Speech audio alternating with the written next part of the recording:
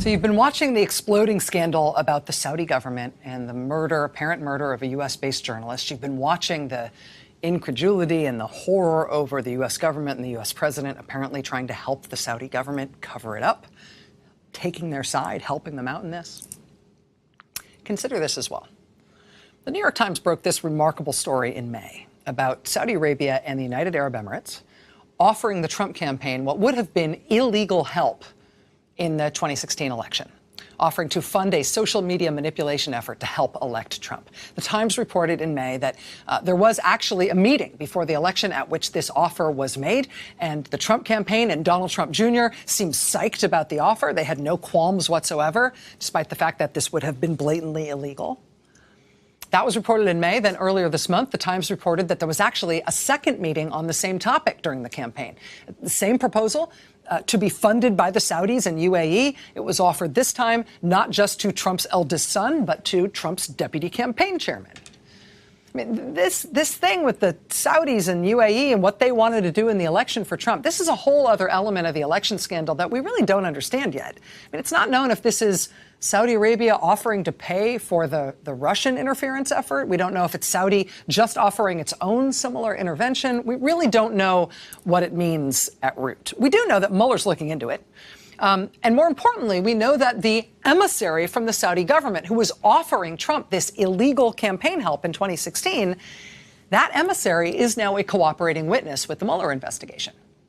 It's this guy, Jorge Nader, a somewhat mysterious figure. There aren't very many photos we can get of him. We do have one of him with President Trump and another of him with the Crown Prince of Saudi Arabia. But we don't really understand how his whole part of the story is ultimately going to fit into the Mueller investigation and into our understanding as Americans about what happened to us in our last presidential election.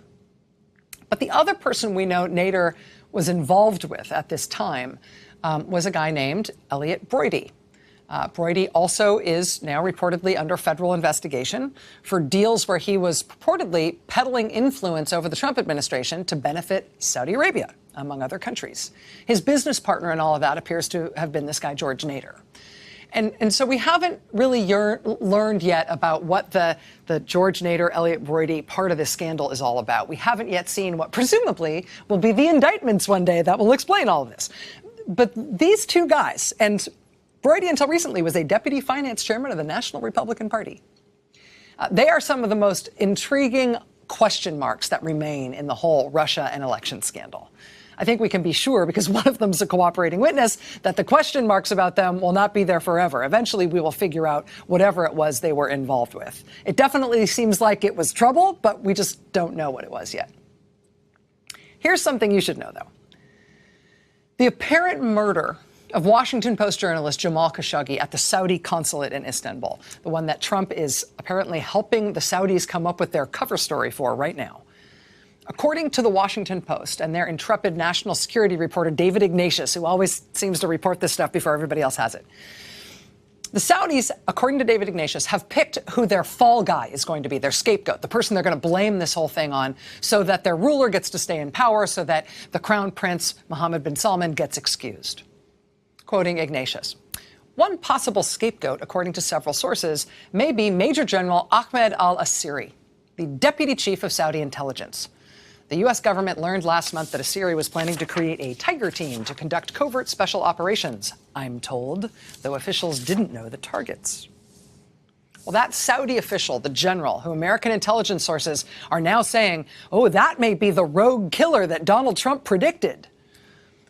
Well, you should know that that same general, was the main contact for Elliot Broidy and Jorge Nader in the Saudi government, for whatever Broidy and Nader were up to during the election, during the transition, and thereafter. Nader wrote to Elliot Broidy about, quote, a terrific, magnificent meeting with the Saudi Crown Prince, Mohammed bin Salman.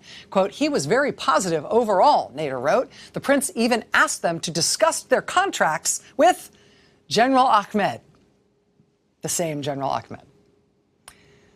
So apparently the guy who's going to be assigned to take the fall for the Jamal Khashoggi murder, he can maybe also take the fall for whatever election interference scheme the Saudis may have been pitching to the Trump campaign, the one that Robert Mueller is nailing down right now. Nice. Two birds with one stone, right?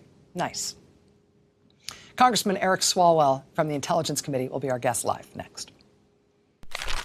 Hey there, I'm Chris Hayes from MSNBC. Thanks for watching MSNBC on YouTube. If you want to keep up to date with the videos we're putting out, you can click subscribe just below me or click over on this list to see lots of other great videos.